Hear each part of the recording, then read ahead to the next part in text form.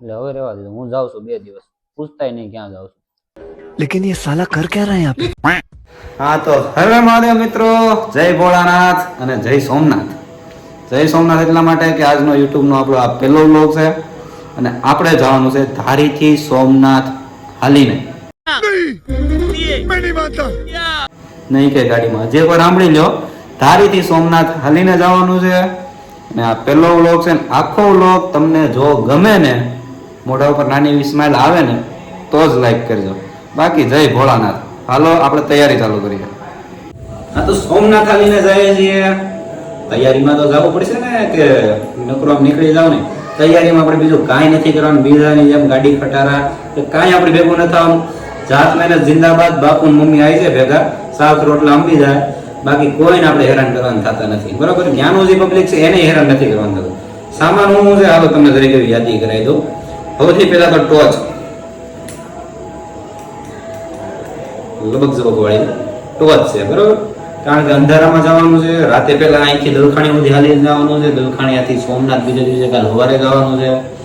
અને પછી બીજા નંબરની વસ્તુ, જરૂરિયાત જેવી વસ્તુ છે આ મેડિસિન્સ. દવા તો જોઈએ. ગમે ત્યારે હું એકલો નથી, ગ્રુપ આખું છે. એને જાય ત્યારે અમુકને માથું દુખે, પગમાં દુખે, એની માટેની દવા છે. પ્લસ અહીંથી નીકળીએ ત્યારે બહારનું એક મંદિર છે જ્યાં આપણે પૂજા કરવાના છે, એટલે એનો થોડોક સામાન છે. બીજું આપણી મનગમતી, આના વિના આપણે ન હાલે એ વસ્તુ, પાવર બેંક. એક નહીં કેટલી, 2 પાવર બેંક. ફોન ચાલુ રહેવો જોઈએ, ઓન જ. ફોન સ્વિચ ઓફ થવો જોઈએ નહીં. અને પ્લસ લાસ્ટ માઇક. બ્લોગ બનાવવાનો છે તમારો ભાઈ, માઇક તો જોઈએ ને મોટા, બરોબર. અને પછી છું હું. चलो भाई देखो अब मैं क्या करता हूँ. મારે જવું જ પડે, સ્વાભાવિક વાત છે. હાલો, જય ભોળાનાથ. અને સોમનાથ જાય એ પેલા ધારીની બહાર નીકળતા દલખાણીયા રોડ ઉપર હનુમાન દાદાનું મંદિર આવેલું છે. ત્યાં પેલા આપણે રેગ્યુલર નિયમ પ્રમાણે પૂજા કરશું. रघुनंदन रघु रघुनंदन रघुवर सेवन रघुपति शायन शतयोजन शत शतयोजन शरधि नियोजन शर परिलंघन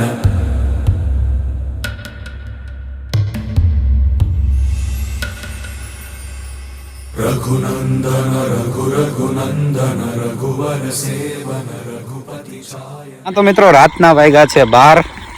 હાલવાનું ચાલુ કરી દીધું છે. હનુમાન દાદાની પૂજા થઈ ગઈ. અત્યારે પહેલા આપણે જવાનું છે ધારીથી દલખાણીયા સુધી, બરોબર. દલખાણીયાનું ડિસ્ટન્સ આઈ થિંક 17 થી 18 કિલોમીટર જેટલું છે. દલખાણીયાથી રેડી થઈને નીકળીએ એ પેલા થોડીક ચાની ચુસ્કી મારી લઈએ. હાલો.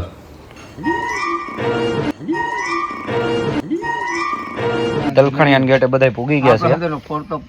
બધાને એક્સપિરિયન્સ કઈ રીતના છે બધાને પર્સનલી પૂછી દે. બોલુભાઈ કેમ છે? બસ રેડી, આપણે કોઈ વસ્તુનો વાંધો નથી. તમને બાપુ? રેડી કમ્પ્લીટ હો. તમને? રેડી બાપુ બહુ રેડી હો. વડીલ સોમનાથ બાપુ બહુ રેડી. બધાય મોજમાં છે. રેડી? અને એકવાર મહાદેવનો નારો નાખી દે. રેડી? બોલો નમઃ પાર્વતે પતે હર હર મહાદેવ હર. ધારીથી 25 કિલોમીટર જેટલું ડિસ્ટન્સ કપાઈ ગયું છે. હવે નેક્સ્ટ ટાર્ગેટ છે આપણે જામબાળા ચેકપોસ્ટે 5 વાગે ત્યાં પૂગવાનું છે આપણે. અને સ્પીડ આને આ રાખવી પડશે, વચ્ચે પોરોય નહીં ખવાય. રેડી? અને જોઈ લો, જંગલનું આવું આહલાદક વાતાવરણ છે. રેડી? અને બીજી વાત એ કે ગોવા, મનાલી, આબુ, ક્લબ, પાર્ટી, ડાન્સના જમાનામાં સોમનાથ હાલીને જવાવાળી બાઈ મળી. અરે બસ શું ભાગશાળી તો શું. અને પછી તો એ રસ્તામાં મોજ મસ્તી હું કરતાં કરતાં આપણે નીકળી ગયા હાલતા. પણ સ્ટાર્ટિંગ હતું એટલે થોડુંક રેડી છે, પણ પછી હજી તમે આગળ જોઈજો, આગળ ખરું થાય. ભાઈ તમને સવિસ્તાર સમજાય છે કે કઈ રીતનું આ બધું આયોજન રેડી, આયોજન કઈ રીતનું. ધારીથી સોમનાથ પગયાત્રા નીકળે છે. આજથી 13 વર્ષ થયા પૂર્ણ. હા, ધારીથી સોમનાથ ગોપાલ દાદા અમારી ભેગા છે. અજયભાઈ છે, અજયભાઈ છે, પછી ભનુભાઈ છે, ગૌતમભાઈ છે, મજબૂતભાઈ છે, બાપુ બાપુ બાપુ જો આવે છે, ઘનાભાઈ છે. એને પૂછો કે કેવી મજા આવે છે સોમનાથ પગયાત્રા. ભાઈ મોજ છે અહીંયા તો. બગરો દેખાય? એ હિમાલય છે.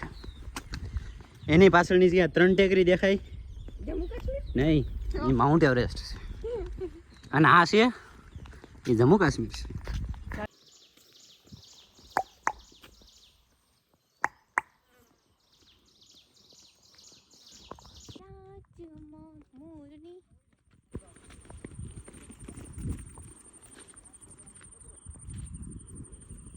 તો અત્યારે આપણે પહોંચી ગયા છે પહેલા ટાર્ગેટ એટલે કે કંટાળા. બરોબર, કંટાળા ધારીથી કંટાળાનો ડિસ્ટન્સ આઈ થિંક 63 કિલોમીટર જેટલો છે.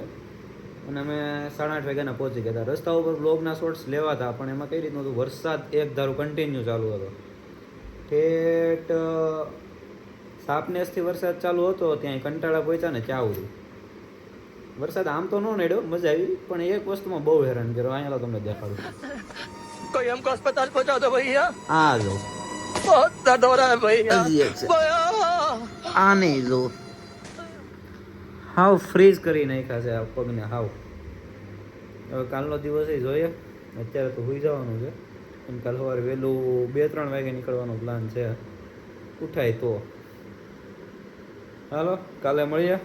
Good night. The next day. Har Har Mahadev મિત્રો. પગ ભરાઈ ગયા છે હાવે હાવ. બરોબર, કેમ હાલું છું ને તમને દેખાતું. રાતના વાગ્યા છે 2 અને કંટાળાથી નીકળી ગયા છીએ. ટાર્ગેટ 11:30 વાગે પહોંચવાનો છે. 11-11:30 વાગે. મોઢું જોઈ નહીં તમને ખબર તો પડી જ ગઈ છે કે કિલોમીટર પૂરા થઈ ગયા છે ભાઈના. હાલો, આગળ મળીએ. મહાદેવ. ની હાલત તો જોઉં તમે. પરફોલા કેટલા પડ્યા નહીં દેખાડવો છે. નહીં નથી દેખાડવો, રહેવા જો પછી દેખાડી. અત્યારે ઉખડીને તો પાછી ફિટ નહીં થાય. આમાં તો ઉખડી ગઈ જો. અને મિત્રો પરફોલા કહેવાય. અને કેમ પડે એ તો તમને ખબર જ છે. હવે 5 મિનિટ અહીં આરામ કરીશું, પગ બગ દાબીશું. અને હવે પ્રાચી હાઈવે પૂગવાનું છે. પ્રાચી હાઈવે અહીંથી 3-4 કિલોમીટર જ થાય છે. 2 hours later. હા તો મિત્રો હાઈવે ચડી ગયા છીએ. ટાર્ગેટ પ્રમાણે એક્ઝેક્ટ 6 વાગે જ હાઈવે પૂગ્યા અમે. અને હવે અહીંયા થોડીક વાર રેસ્ટ કરીશું, 10-15 મિનિટ. અને પછી આપણે પ્રાચી રેસ્ટ કરવાનો છે. પગ હાવ ભરાઈ ગયા છે ને, એટલી સ્પીડે આવ ધીમે ધીમે. કલાકમાં 2 કિલોમીટર કપાય માંડ, 2 થી 2.5 કિલોમીટર. એટલે સોમનાથ પૂગવામાં થોડોક ટાર્ગેટમાં આગળ પાછળ થાય, પણ જોઈએ હવે હલાઈ જાય તો વાંધો નહીં. 3 hours later.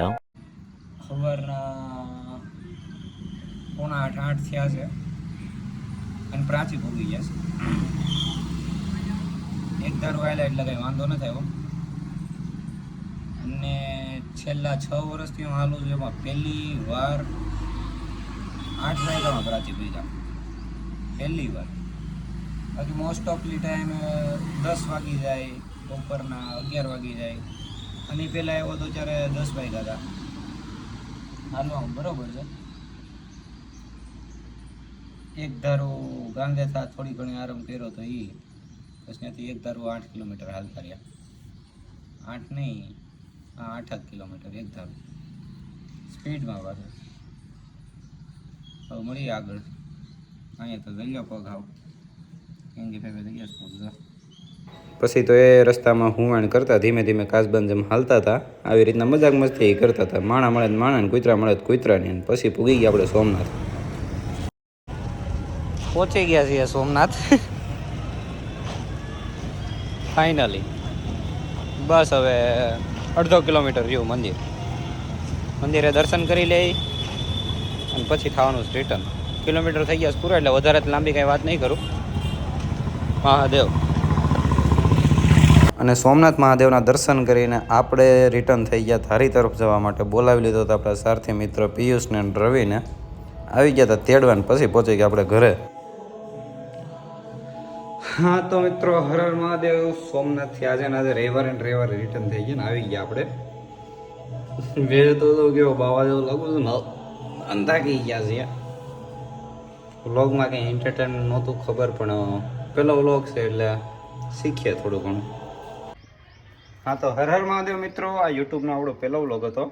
વ્લોગમાં ઘણી ખરી નાની મોટી ભૂલ ઘણી ખરી હતી, એટલે કંઈ ફેરફાર કરવો પડે એમ હોય તો આપણે નેક્સ્ટ વ્લોગમાં કરીશું. તમને કંઈ ફેરફાર કરવા જેવો લાગતો હોય તો તમે કહેજો.